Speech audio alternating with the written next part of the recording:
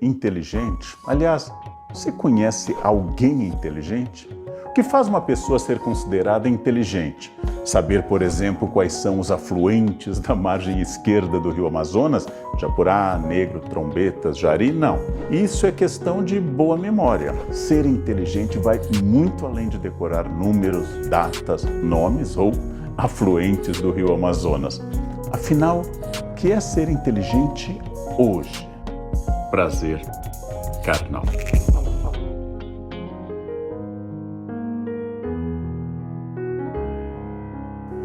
Para definir inteligência, eu já dei uma pista no começo. Muitas pessoas confundem memória com inteligência. Acham que saber muitos nomes, muitas datas, muitas citações ou muitas palavras é algo típico de alguém muito inteligente. Na verdade, é quase o contrário.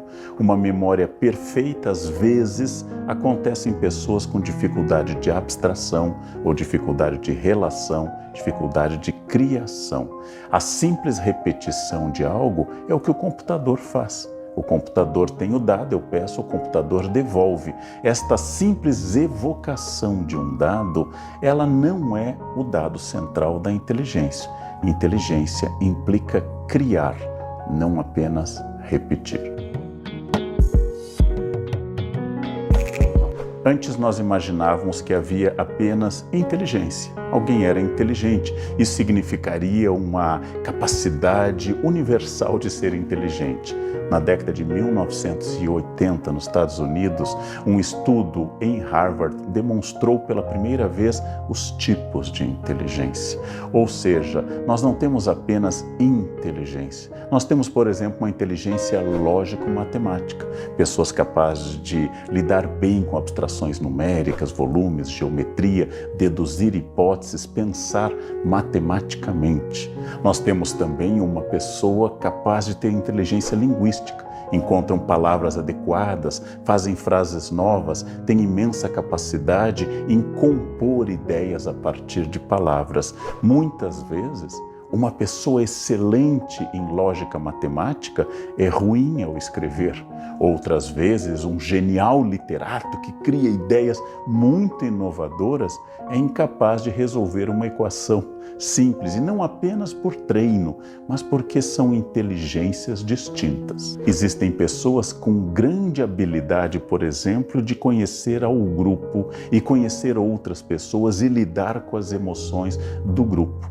Temos também pessoas capazes de autoconhecimento, capazes de saber se o seu sentimento é A ou B. Falamos então de duas inteligências, interpessoal e intrapessoal. Sua capacidade de perceber outras pessoas, seus sentimentos, as oscilações e a capacidade de perceber a si. Nós sabemos que há pessoas geniais de um ponto de vista técnico formal, na elaboração de teorias científicas, mas com uma dificuldade imensa de convívio em grupo. E outras que têm grande capacidade de conviver em um grupo, mas têm dificuldade com abstrações matemáticas ou, por exemplo, linguísticas. Existem pessoas com grande capacidade de perceber o próprio corpo ou perceber o espaço ao redor. Chamamos a estas inteligências de corporal e espacial. São inteligências que podem vir acompanhadas de outras. Quando eu tenho uma inteligência corporal, não quer dizer que eu não tenha, por exemplo, nenhuma inteligência intrapessoal, mas o ponto forte da pessoa passa a ser a percepção corporal ou a percepção espacial. Vamos imaginar que você, ao ouvir uma melodia, já passe a identificar notas, ou tenha imensa capacidade de compor, ou tenha uma inclinação natural aos sons e aos ritmos. Trata-se, evidentemente, de uma inteligência musical. Mas existe igualmente uma inteligência que diz respeito ao ambiente. Existe uma inteligência que fala do diálogo dos seres vivos, tudo aquilo que nós temos descoberto com cada vez maior intensidade, uma inteligência ambiental, ecológica, em que eu percebo as relações dos seres vivos. Quando alguém vai mal em matemática, isso pode significar apenas que a inteligência lógico-matemática não é forte naquela pessoa.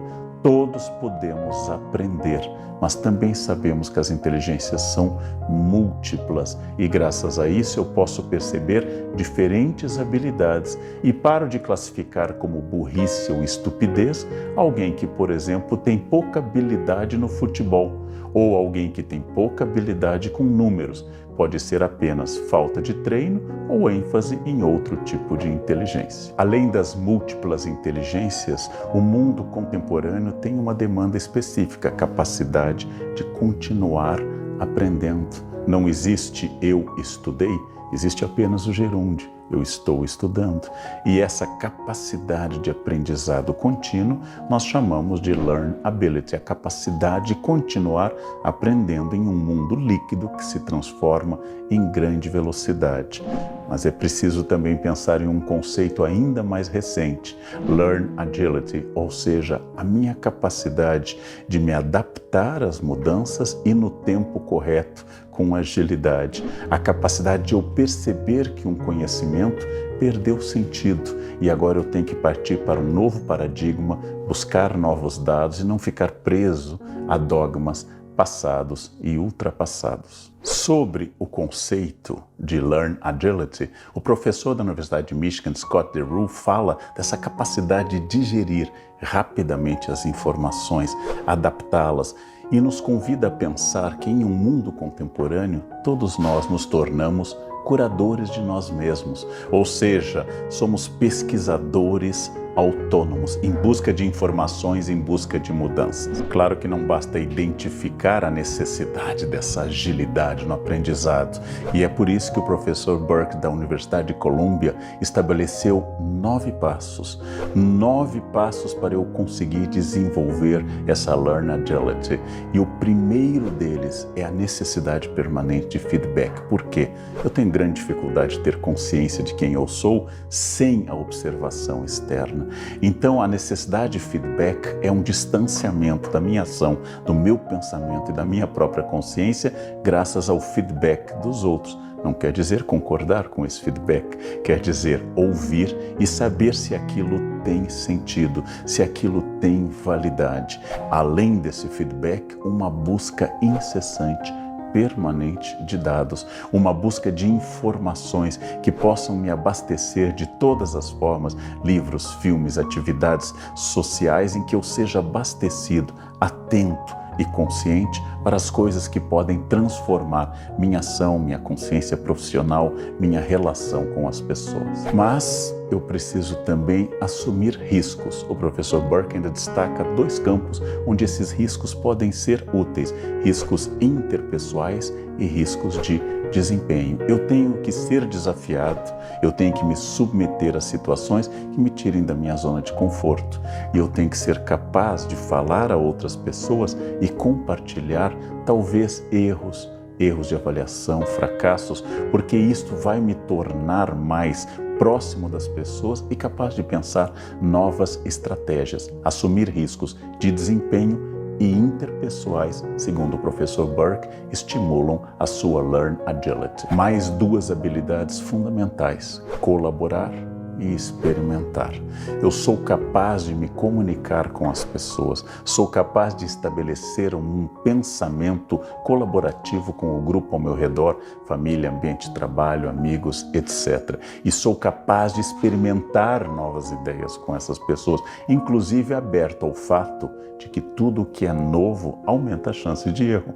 Se eu vou fazer uma receita nunca antes experimentada na minha cozinha, a chance de dar errada, a receita é muito maior do que aquela que eu testo toda semana, mas só assim eu vou me desafiando, me expandindo e vou conseguindo, na comunicação com as pessoas e na ousadia de novas ideias práticas, eu vou conseguindo desenvolver essa agilidade essencial para o mundo contemporâneo. Um item fundamental na avaliação do pesquisador Burke é a questão da reflexão. Eu agi, eu li, eu pensei, eu empreendi, eu preciso agora pensar sobre isso, pensar com honestidade, com clareza, de forma direta, sem querer preservar o meu narciso. Isto faz parte do processo reflexivo e essa capacidade para ele é essencial nessa agilidade. E para encerrar, 2 questões centrais. flexibilidade. Pessoas duras, dogmáticas, intransigentes não são ágeis, não se adaptam ao mundo em velocidade. Flexibilidade. E por fim, essencial no conceito, velocidade. Mover-se rápido. Não procrastinar, palavra que os americanos gostam muito, nós usamos um pouco menos. Não adiar o que é essencial, não deixar para amanhã, ter timing, não procrastinar, para que eu me adapte à velocidade do mundo. Tudo isso são habilidades que eu posso incentivar para que eu me torne uma pessoa mais ágil, mais veloz e possa me adaptar melhor e até dirigir melhor e com protagonismo minha existência nesse mundo absolutamente veloz e que privilegia pessoas protagonistas. E já que eu falei de protagonismo, eu quero encerrar lembrando que o conceito de inteligência implica assumir a responsabilidade sobre si. Não são as pessoas, não é a empresa, não é a família que vai me tornar mais inteligente, que vão estimular a minha inteligência. Sou eu mesmo que me aproveito das informações, das situações e me torno protagonista responsável, ativo pelo meu crescimento, pela minha educação permanente. De novo, não existe estudado, existe estudando, não existe patamar de vitória, existem apenas degraus que eu vou galgando rumo ao desenvolvimento da inteligência, que nunca será total, mas sempre será perfectível, cada vez melhor, cada vez mais próxima daquilo que eu desejo. Para ser inteligente, é essencial ser protagonista. Foi um prazer.